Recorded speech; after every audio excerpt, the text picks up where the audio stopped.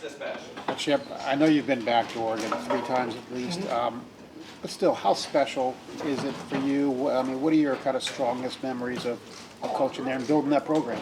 Yeah, well, I didn't build the program. Rich Books and Mike Bellotti built the program. I just kind of jumped in after Mike, but it's a special place, and I think it's great for our players. You know, a chance for them to play in one of the special places in college football. You know, they came out here a couple years ago and got to play in the shoe. We get to go play in Autzen Stadium, and it's Autzen Stadium at that time of day. It's truly special. So I think our guys are excited. They're a really good team.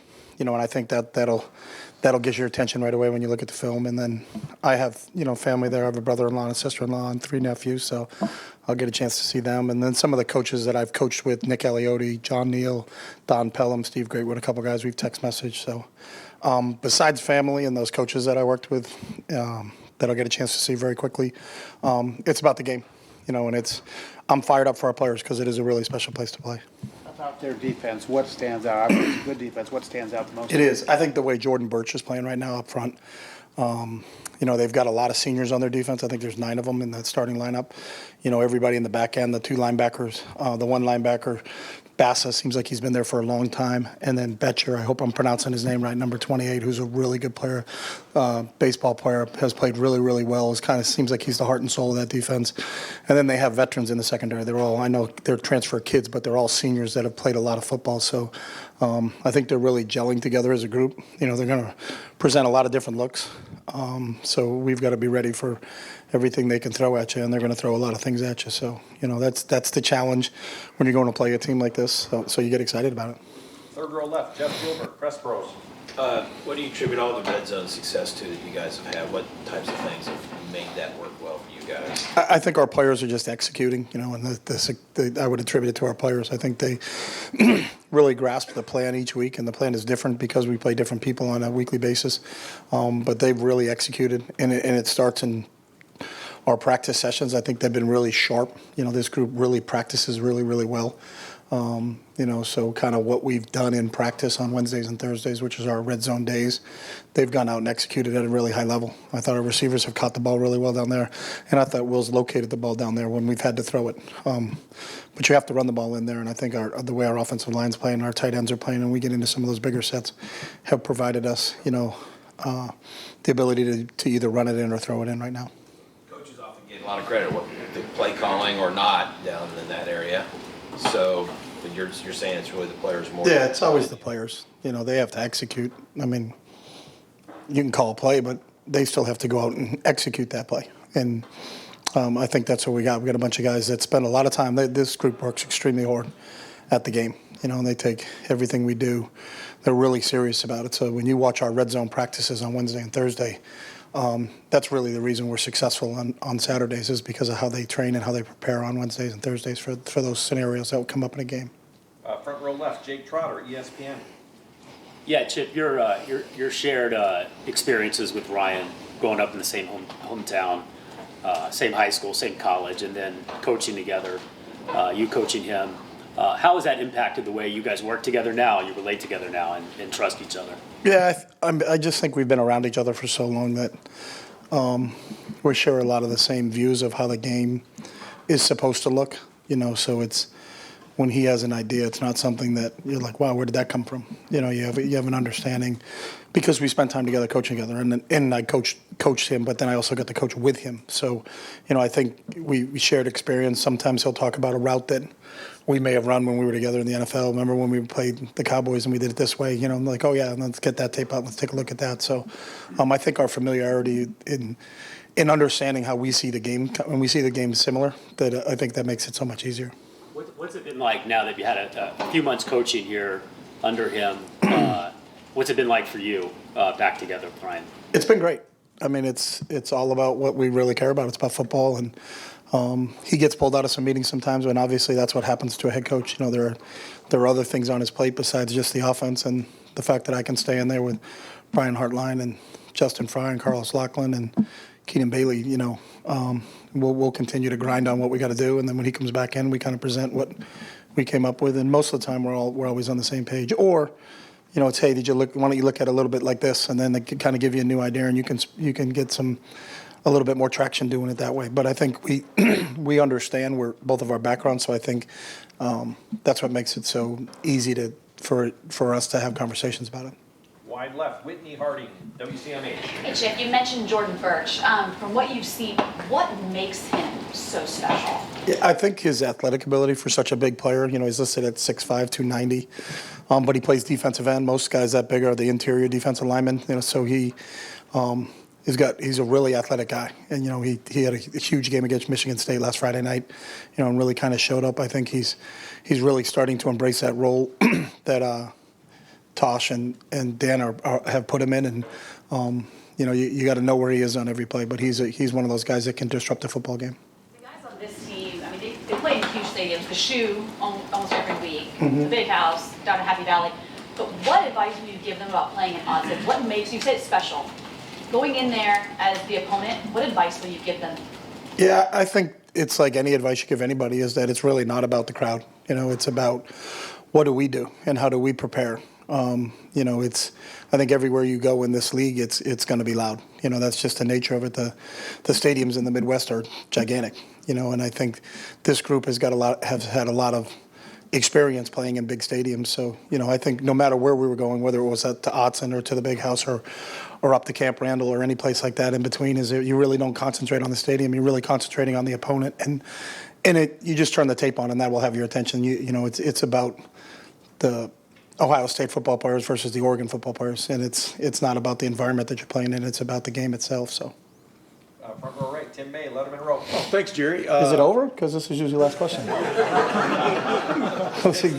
right, there we go. I'm gonna try to just ask one. Just one. Yeah. No follow-ups. I don't want to hog it. What have you learned about Quinshon Judkins? Obviously, Trey Brown was a returning player. You weren't here last year either, but both of those guys, but especially Quinshon, that maybe you didn't know about him from the violent way he runs the football, et cetera. What has really gotten you going about watching Quinshon play? Yeah, He had a game the other day that wasn't that well blocked, but it was still a 12-yard game. You know what I'm saying? Yeah, I had just seen highlights because obviously, we weren't in the same league and didn't play them. So I'd see highlights on a Saturday and knew he was really talented. Knew he had run for a lot of yards there. Came from a really well-coached scheme. Lane does a great job and did a great job with him. But, I think seeing his physicality, because normally, we're not tackling and taking guys down in practice. So, we're usually just studying the running back up. And the running back has to give a little bit because he's not trying to run over a defensive player because the defensive player is not trying to tackle him. So, when you really see him live in games and see here comes an unblocked guy, I look back to the Marshall game where the linebacker was unblocked and he just kind of tossed him to the ground. I think it's his physicality running with the football. Not that I didn't think he had it. It's just I'd never seen him in those situations before. So he's got really good vision and he's got great feet for a big player. He's 220 pounds and I had noticed that right at the beginning because when we're doing run-throughs and things like that, you watch him navigate and make a decision on where he's going through a hole, and then when he sticks his foot in the ground, he takes off. But then I think when you see him in games, like you guys have seen him in games, and for us, it's really the first 5 times I've seen him have been the same 5 times you guys have seen him in a game, and it's his physicality when he has the ball in his hands that I think kind of can separate him from some other backs. Austin Ward, the podcast. Chip, you talked about the execution in the red zone situation. What did you see on the 4th down attempt? And I don't know what the process was to go empty in that situation. You don't get a mulligan in those situations, I guess. But what happened on that play, and would that impact anything moving forward for you? No, I think every game is different. So how people defend certain things, it's sometimes you got to give credit to them. I think they did a decent job with penetration, and kind of reestablishing the line of scrimmage there a little bit. So we couldn't stay on track in terms of the path that we wanted to start the quarterback on. And really it was just a little bit of knockback that affected us on that. But when it's 4th and 2, a little bit of knockback can affect you. Bill Landis, Kings of the North. I have a technical question, I guess. I feel like a lot of times when you see quarterbacks in the pistol, they just sort of spin and hand the ball to the running back. And you guys were having Will kind of step back and like kind of two-handed. What does changing the footwork out of that look provide you guys that sort of just like spinning around and handing it off wouldn't give you? Yeah, well, we're not the first to do that. So I know. I haven't seen it here before. Say that again. I haven't seen it here before. Oh, okay. Yeah. Yeah, we've done it. We've done it everywhere I've been. I've done it, we did it a lot, especially in the NFL when we had Colin Kaepernick, because it's really the pistol offense came from Coach Alt at Nevada when Colin played there. So, it's a lot of the things that I learned from Coach Alt at Nevada a long time ago about how to do it. So, and then ever since we adapted that, so I've been doing that at every place I've been for about the last 10 or 12 years. So, it's, the back is in the dot, so he's coming downhill. And I think some running backs like that a little bit better. Some running backs like being on the side a little bit better. So it's just, do you want asparagus or you want Brussels sprouts? It's just ordering a side order with your meal. It's not the meal. It's just kind of the side order. So, and then make sure you get enough for everybody too. So for the table, so not just for yourself. Fourth row right, Andrew Gillis, Cleveland.com. Yeah, Chip, Oregon's recruiting classes these last couple of years have been pretty good. What did you learn about recruiting at Oregon that is maybe different from recruiting at UCLA, from recruiting at Ohio State? Like, what's different about trying to get kids to go to Pacific Northwest? Well, I think it's a different era now, so I don't think you can compare when I was there in 2012, recruiting in 2012 and 2024. You might as well have been in a horse and buggy in 2012, the way the rules have changed. So I think it's a totally different game now, and how people recruit and what incentives people get to go to school. So I don't even know if that's applicable. Spencer Holbrook, Letterman Row. Chip, you faced Dan once as him at Oregon, you at UCLA. You guys had almost 450 yards. What did you like what you guys did against Dan, and what did you learn from facing Dan that you can kind of draw for this matchup against him again? Well, I can start with what I didn't like is that we were behind, so we threw the ball a lot more in that game because we were behind, and that's, sometimes I think if you just look at the statistics of a game and say, hey, you guys had X amount of offense, well, are they playing the same defense that they would play if it was a little bit closer score? And I don't know if that's the case when you go back and look at that game. We faced a lot of soft zones in the second half because we were down, so we had to throw the ball to try to get within a score or two, and we kind of made it a little bit closer at the end. So, they're really well coached. He comes from a really good coaching tree, starting with Coach Saban and Kirby at both Alabama and Georgia. So, they're going to be sound. They're going to move their front. They play very, very close in coverage. They're very sticky in their coverage in terms of challenging your receivers. And there's a lot on the plates of the linebackers, but I think their linebackers are really well coached, and I think they handle it really well. Right next door, Cameron T. Robinson, The Athletic. Chip, how did your time at Oregon maybe influence some of your creativity, whether offensively, running a program, anything like that? Well, I had a chance to work for a great head coach in Mike Pilates when I was there for 2 years as an assistant. But more important than that, I think Mike's staff was together, a lot of those guys for 20-plus years, which was even a rarity back then. Gary Campbell, when Gary retired at running back coach, he had been there for 30-some-odd years. Nick Aliotti was 20-plus years. Steve Greatwood was 20-plus years. John Neal, 15 years. Tom Osborne, 15 years. Don Pelham, 20-plus years. So I came in, and I was the youngest guy there and the least amount of time on staff, but there was such a wealth of knowledge from that coaching staff that you couldn't help but learn from those guys. And it was, and they welcomed me with open arms. So it was just a really cool experience for me to spend 2 years as an assistant before I became a head coach. And then when I became a head coach, those guys were all there with me. So it was like I had 5 or 6 other head coaches with me that kind of shepherded me along the way as we kept going. But the big thing there is that we had great players. And the success we had when I was there was a direct correlation to how good our players were. You show me a coach with a good record, I'll show you a guy who's got a bunch of talented football players on the team, and that's what we had. So, but I learned a ton, not only from the coaches there, but from the players I had an opportunity to coach. Far right, Adam King, WBNS 10 TV. You've had a little bit of time at Ohio State now. What's the differences between the university? I mean, you were at Oregon for a long time. When you think of Ohio State versus when you think of Oregon, what kind of goes through your mind? Yeah, nothing goes through my mind. And I don't mean it that way because I never think of that. Like, I learned a long time ago, I think it was Thomas Jefferson, that comparison is the thief of joy. And I don't compare my experience at one school to my experience at another school because, number one, I don't have time to do that. But number two, maybe when I retire, I can sit back and kind of think about it. But I don't really think about it. I just think of it. This game has given me so much, and it's been so special that I've had an opportunity, I got a chance to coach at Oregon. Like, I would have never dreamed of that as a little kid. I got a chance to coach at The Ohio State. Like, wow. I mean, that's pretty special. So I think both of them are different. I think every experience is different just because all universities and the people that you deal with are different. But both places are really special to me, though. Are you excited to go back there? I am. I love my time there. I mean, it was, and I met so many great people. You know, besides the coaches and the players that I got a chance to coach, the Phil and Penny Knights and the Pat Kilkennys and Stephanie Kilkennys and Ed Miletus and so many people that care very deeply about that university. That's the one thing I can tell you about being there is the passion that those guys have for the University of Oregon is second to none. Just like the people here, their passion for this place is second to none. So I think there aren't many people that got a chance to coach at both places, and I just feel very fortunate that I could. So.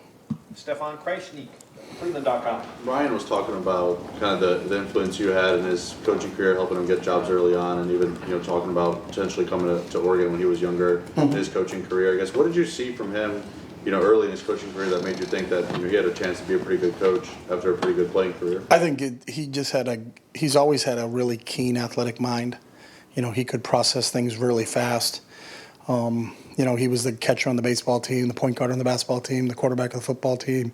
Always the guy that had to make decisions while he was a player. So I thought he naturally would transition into being a very good coach. And then just getting a chance to observe him early in his career, you knew, that guy has it. And I think I knew he had a bright future. And his success wasn't a surprise. But his success wasn't a surprise to anybody that's ever been around him for a while, just because you can tell how he's wired. Like, he's wired to be successful in what he's doing right now. I think it's to some people, I don't know, maybe they don't know him as well as we do, but it's not a surprise to us because I think we knew he was going to be successful from a really, really young age. You talked about Dan Mullen helping him on early too. How did you kind of first get to know Dan, and had you talked to him when Ryan was kind of looking for GA jobs? We're all from the same hometown, so I think we all grew up within a mile of each other. So it's I helped Danny get his first job. Sean McDonald, who was a teacher at our hometown that went on to coach college and was a head coach at New Hampshire and coached both myself and Ryan, kind of got me involved. I got Danny involved, Ryan. When Ryan got to Florida, it's because I called Danny because Danny was at Florida at the time and said he was at Boston College and the job came open. So I recommended him to Danny and it kind of went from there. But I think it's about who you know sometimes more than what you know. And I think all Ryan ever needed to do was get in front of some people. So if we could open a door to get him in front of people, we didn't get him any jobs. He got the jobs himself, but it was just an opportunity.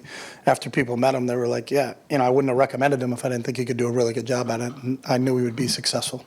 Got time for just a couple more. Joey Kaufman, Columbus Dispatch. Chip, with Will having an extra year of experience due to the COVID year at all, how does that affect somebody who's just 23 years old playing in college? Do you see that as having any sort of effect for him? Extra experience? I don't know. I mean, I don't think the COVID year gave anybody any experience. I don't know how your experience during COVID was, but I don't look back on that and thinking, wow, because it was just a different time. I thought about that because someone asked me about going to Oregon. We went up there during COVID, and there were no fans in the stand. It was kind of eerie, to be honest with you. I think that whole season for some people, and I've never had a chance to really visit with Will and talk to him about his COVID experience and what it was like we're at K-State about that. So I couldn't answer that part of it. More so just getting the extra time. I think the time, I think that's a really good point. I think the time is, and there's a lot of guys that got that, everybody got that extra year if they chose to take it. So I think that's benefited. There are some kids, when you turn on the game, they're like seventh-year players. Cam Rising, who I love, who's an unbelievable competitor at Utah, is, he's in year 7, I think, at Utah. And I think there's a lot to say to that because experience, you can't make that up. That's something that has to be earned over time. And all those guys that got that extra year, I think that part of it benefited him. But I couldn't just talk to what his code, because I don't know if he played. Did he play during the COVID year at K-State? Did he? Okay. When you went there in 2020, did they play crowd noise at Austin? Yeah, they did that all throughout the Pac-12 at the time, but it was like the same crowd noise wherever you went. So if you went, when we were at Colorado, it was just, and I don't know what it was like. On the West Coast, it was a lot different during COVID. So we had no fans, nothing in any of our venues, and it was just, we played a game on a Sunday morning at 9 a.m. against Cal, because our game at Utah got canceled the day before, and it was because they didn't have enough players, and then Cal's game got canceled against Arizona State, so they said, why don't you guys play each other? And It's like go meet in a park and let's go play. So it was just different. Stephen Means, Cleveland.com. Fun way to schedule, prepare for a Yeah. game. College football player. I know he's obviously a lot older now. His demeanor, everything has changed. But do you remember the first big game you guys played with Ryan Day as your starting quarterback, and what maybe his demeanor was like heading into that game? Yeah, I think it was very similar. So he started, right at the beginning. I think we opened up against Rhode Island, and he played really well in that opening game. But he's the same as he is now. He was very well prepared. He knew what he was facing and knew who he was facing, and studied it. Any advantage he could get from his preparation, he would take advantage of. And then he was just always just so competitive in every situation that, the great thing about him is you never had to motivate him. You didn't have to say, hey, you got to get up. It's a Tuesday practice, and this is who we had. He was already like that, because he's such an intrinsically motivated person that, those are the guys that you love coaching because you don't have to spend a lot of time on things that aren't X and O's because he's already dialed in that way. How much of that actually comes with experience versus a guy, just as you're explaining with Ryan, that guy's just kind of built for a moment, regardless of how much experience he does or doesn't have? I think the experience helps you, but I do think there are some people that are built for the moment, and I've always felt that he was one of those guys. Pat Murphy, 24/7 Sports. Chip, you talked about the Oregon defense, or the Dan Lanning defense. What makes a Dan Lanning defense, and specifically the front that you talked about in the movement? Yeah. What are the keys that I only faced him one other time, so I haven't studied Dan to be able to say this is his hallmark traits of this. And it was 2 years ago because we didn't play him in 23, so I only played him in 22, and that was the first time we faced him. So, but I think there's movement involved in the front. They move in and out of 3 down and 4 down. They can blitz you internally. They can blitz you from the edges. And I think they always seem to like they're close in coverage. Like there's not, you don't turn the tape on and see a lot of guys running free. I think they do a really good job of mixing their coverages with their fronts. And it can present some problems to you if you're not prepared for it. So, that's the challenge for us this week is that it's a really well-coordinated defense, both on the front end and on the back end. And last question, deep left, Tim Hall, 96. Oh, I thought you were going Tim May. Chip, how great was it to see Will and Emeka hook up so many times? And as a coach, do you get more of a kick out of, especially the second touchdown, when it is just a perfect throw and a perfect catch, like in the corner of the end zone? Do you get a bit more of a kick out of that than seeing just a perfect play open up where somebody's wide open running all the way down the field? No, I think as a coach, when guys make plays, and I think to your point, you're right. When there's a guy running open down the middle of the field and you throw it to him and he catches it, it's, you don't get as excited as you do when it's a throw like the one Will had to Mech, to my left as I was looking out of the box. I thought that was had to put it in one spot and put it in that one spot, and Mech had made that catch. But I'll be honest, just a fan in you, when JJ makes those catches, that's a little different.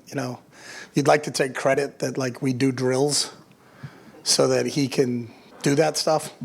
And Brian does. I'll give Brian credit. They do that. But, sometimes like those 2 catches at Michigan State and the one he had the other day are the ones that kind of make you go, wow, up top. Those are when I see someone do something spectacular like that probably not many other people can do. That kind of catches your eye also. But I think the plays that are executed like you mentioned, where it has to be a perfectly thrown ball and it can only be put in one spot, and that one spot's a difficult place to catch it. The way Mech did it's a credit to those guys. But I think it's what you see them do, as I alluded to earlier, on Wednesdays and Thursdays, in our red zone periods is, that was something that we really worked hard on in our red zone period, and they went out and executed it. Coach, thank you very much for your time. All right, thanks, guys.